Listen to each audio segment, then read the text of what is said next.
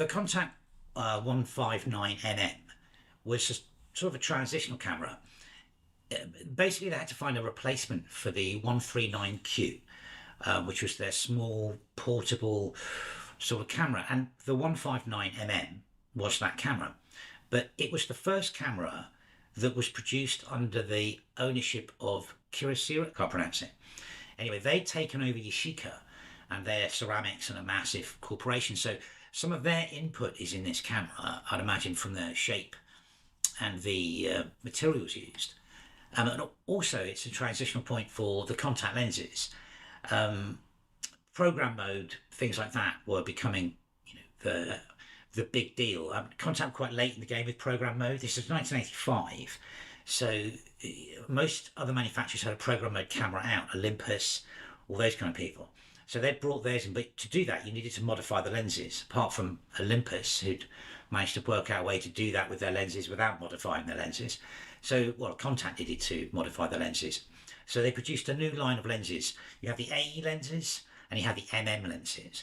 And the MM lenses, I think I'll show you again in the 6.7 video, they have a green indication on the smallest aperture. So this one's a 50 and it has the 16. F16 is marked in green, which means it's an MM mode camera.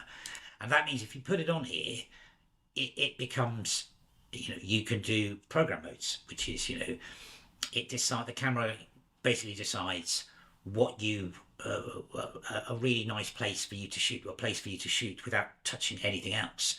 So you leave it on F16, put it on the front, put it in program mode, and then you can just take photographs.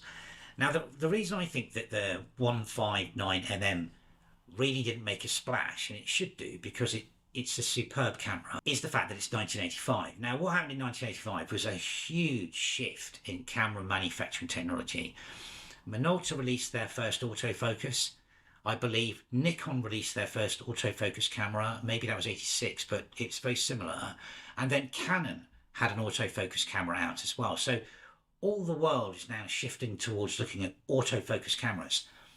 And the big manufacturers have got them out. And Contax camera just doesn't have that. So it appeared at that really weird point where the focus of the camera world was all on autofocus. And I think it got missed. And it shouldn't have done, because it's a superb camera. And I'm going to show you it here. Hopefully that focuses. Possibly not. Is it going to do it? It's my face again.